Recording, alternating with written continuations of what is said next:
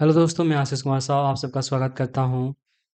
आज हम लोग इस वीडियो में बात करेंगे खूंटी जिला के अंदर जो चौकीदार की पद की सीधी भर्ती होनी है, उसके बारे में हम लोग बात करेंगे। सबसे पहले बात करें तो ये जो खूंटी जिला के अंदर ये वैकेंसीज निकली हुई है,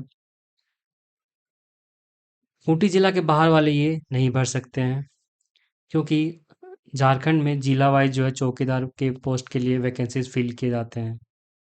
सबसे पहले बात करें तो यहाँ पे जो है टोटल 150 वैकेंसीज है चौकीदार के लिए। अनारक्षित के लिए 71 है और बाकी आरक्षित के लिए हैं। और इम्पोर्टेंट बात करें तो ये सारे आरक्षण दिए गए हुए हैं। नियुक्ति, जो नियुक्ति होनी है वो होगी जो 10th पास हैं। शैक्षणिक योग्यता क्या होनी चाहिए? चौकीदार के पद के लिए जो नियुक्ति होगी, न्यूनतम शैक्षणिक योग्यता वो होगी 10वीं कक्षा उत्तीर्ण होना अनिवार्य है। इसकी काउंटिंग कब से की जाएगी? तो जो काउंटिंग होगी आप 10th क्लास पास किए हो कि नहीं, वो होगी 1/7/2024 तक। इस तारीख तक आप 10वीं परीक्षा उत्तीर्ण होना ज़रूरी है। साथ ही साथ जो आपका चरित्र भी अच्छा होना चाहिए, आपका कैरेक्टर सर्टिफिकेट भी इसमें लगेगा। अब उम्र सीमा की बात करें तो आपका जो न्यूनतम उम्र सीमा होनी चाहिए, सबसे मतलब आप 18 वर्ष के हो जाओगे तब आप इस पोस्ट के लिए अप्लाई एलिजिबल माने जाओगे। और अधिकतम उम्र सीमा क्या होनी चाहिए? जो अनरिजर्व कैटेगरी हैं उनके लिए 35 साल, और जो रिजर्व कैटेगरी में आते हैं पिछड़ा अत्यंत पिछड़ा वर्ग 37 साल, वहीं महिला अनारक्षित पिछड़ा अत्यंत पिछड़ा वर्ग 38 साल, और वहीं अनुसूचित जनजाति अनुसूचित जाति पुरुष एवं महिला 40 वर्ष। तो ये थे उम्र सीमा की बात। आगे हम लोग बात करें तो जो आयु की गणना होगी, जो आपका एज है, वो जो डेट होगा वो होगा 1/7/2024 के हिसाब से आपकी एज कैलकुलेट की जाएगी। आगे बात करें तो अभ्यर्थी को संबंधित बीट क्षेत्र का अस्थायी निवासी होना अनिवार्य होगा। साफ साफ लिखा हुआ है कि अगर आप इस चौकीदार के पोस्ट के लिए अप्लाई कर रहे हो, तो जो आपका जो बीट नंबर होगा, आपका जो स्थायी निवास स्थान होगा, वहाँ का बीट संख्या के हिसाब से ही आप अप्लाई कर सकते हो। तो अगर आप खूंटी जिला में रहते हो और आपका जो गांव के हिसाब से बीट नंबर दिया जाता है, उसके हिसाब से आपका मैच करता है तो आप अप्लाई कर सकते हो। यानी कि जो खूंटी के बाहर रहते हैं वो अप्लाई नहीं कर सकते। आगे बात करें तो साइकिल चलाना आवश्यक होगा। नियुक्ति प्रक्रिया कैसी होगी? तो नियुक्ति जो प्रक्रिया होगी वो होगी लिखित परीक्षा के एक लिखित परीक्षा लिया जाएगा। सबसे पहले जो है 50 अंकों की 50 मार्क्स का जो है रिटेन एग्जाम होगा, जिसमें लिखित परीक्षा में जिला से संबंधित सामान्य ज्ञान एवं स्थानीय भाषा का संबंधित प्रश्न पूछे जाएंगे।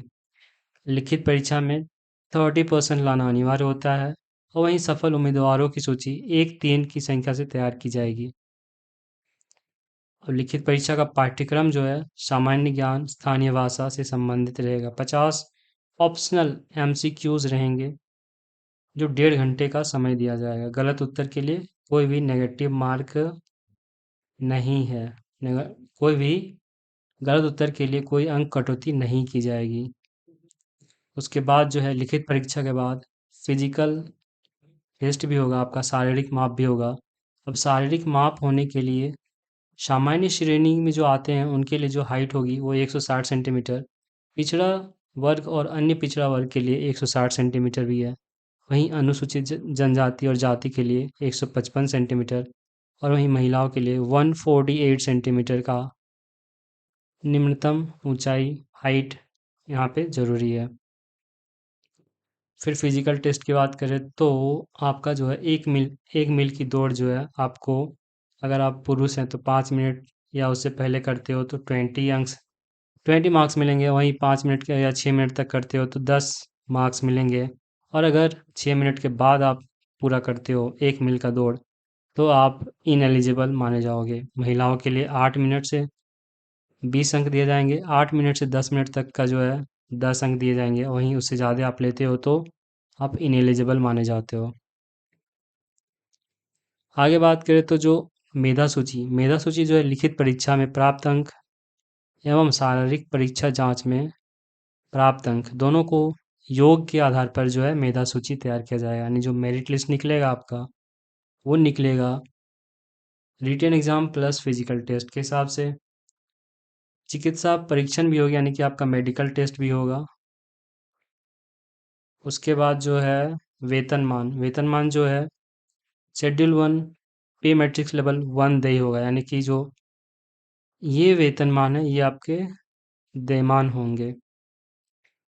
ग्रेड वेतन 1800 का आधारित समाप्त सप्तम पुनरीक्षित वेतनमान वही है शेड्यूल 1 के हिसाब से। अब बात करें कि आवेदन करने की प्रक्रिया क्या होगी। तो सबसे पहले अगर आप एलिजिबल हो, आप इस कैटेगरी के अंदर आते हो, आपका एज फुलफिल होता है, आप उस बिट संख्या को फुलफिल करते हो और आपके पास सारे एजुकेशनल क्वालिफिकेशंस हैं, आपका हाइट वगैरह सारा कुछ सही है, आप एक मील में दौड़ लेते हो इतना सारा जितना दिया हुआ है, तो ये सब आप अप्लाई कर सकते हो, आप इसमें एलिजिबल हो। एलिजिबल होना कंपलसरी है। अब देखते हैं कि आवेदन करने की प्रक्रिया क्या होगी। सबसे पहले उपर्युक्त योग्यता से अर्हता रखने वाले उम्मीदवारों से विविध प्रपत्र जो परिशिष्ट 2 में संलग्न है में आवेदन पत्र आवश्यक कागजात जो परिशिष्ट 2 में है, यहाँ पे जो है कुछ कुछ इंपॉर्टेंट डॉक्यूमेंट्स दिए गए हैं, आपको फिल करके जमा करना होगा। अब इसके साथ साथ क्या जमा करना होगा, शैक्षणिक अंक प्राप्त यानी कि प्रमाण पत्र। आरक्षण का दावा करने हेतु जो है आरक्षण जितने भी जाति प्रमाण पत्र होते हैं वे आपको जमा करने होंगे। जन्म तिथि से रिलेटेड शैक्षणिक प्रमाण पत्र जमा करने होंगे। आचरण से संबंधित प्रमाण पत्र जमा करने होंगे। उसके बाद कार्यानुभव प्रमाण पत्र। उसके बाद 2 पासपोर्ट साइज फोटो। दिनांक 29/7/2024 तक उपायुक्त सह जिला दंडाधिकारी खूंटी के पदनाम से डाक द्वारा समाहरणालय जिला सामान्य शाखा खूंटी पिन नंबर 835210 में प्राप्त किए जाएंगे, यानी कि जो डेट है 29/7/2024 ये लास्ट डेट है, यहाँ तक आप अप्लाई कर सकते हो, यहाँ तक आपका वहाँ तक पहुँच जाना चाहिए। तो आप इससे पहले अप्लाई कर दो तो बेटर है।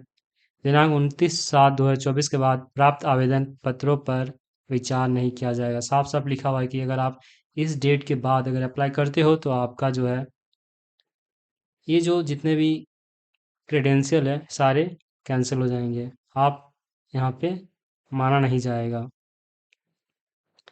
आप और भी कोई डिटेल्स जो है इस वेबसाइट पे जाके देख सकते हो। परीक्षा की शुल्क की बात करें तो 200 रुपया है अनारक्षित पिछड़ा अन्य पिछड़ा वर्ग वगैरह, एंड 100 रुपया है जो कि अनुसूचित जनजाति और अनुसूचित जाति में आते हैं। अब आपको ये पोस्टल द्वारा भेजना है, पोस्टल या बैंक ऑर्डर, बैंक ड्राफ्ट जो उपायुक्त खूंटी के पदनाम से भुगते होगा, इसको संलग्न करना भी अनिवार्य है। परीक्षा की तिथि जो है समाचार पत्र में दी जाएगी। उसके बाद जो आप पोस्ट करोगे वहाँ पे आप विज्ञापन संख्या, आवेदित पद का नाम, बिट संख्या, अंचल का नाम एवं थाना का नाम जरूर लिखेंगे। अगर आप कहीं और भेजते हो खूंटी के अलावा तो आपका जो है निरस्त समझा जाएगा, आवेदन जो है स्वयं ही निरस्त हो जाएगा। अब देख लें कुछ बिट संख्या। तो परिशिष्ट 1 में जो है बिट संख्या दिया हुआ है, आप अपने हिसाब से अपने गांव का नाम, मौजा का नाम देख सकते हो और बिट संख्या के हिसाब से फिल कर सकते हो। तो ये है, मैं आपको ये पीडीएफ प्रोवाइड कर दूंगा। जो पीडीएफ प्रोवाइड होगा डिस्क्रिप्शन में टेलीग्राम का लिंक दिया हुआ है, वहाँ पे जाओगे आपको ये पीडीएफ मिल जाएगा और वहाँ से आप अपने बिट संख्या को हिसाब से इस फॉर्म को फिल कर सकते हो और आप अप्लाई कर सकते हो। तो ये बिट संख्या है कुछ कुछ।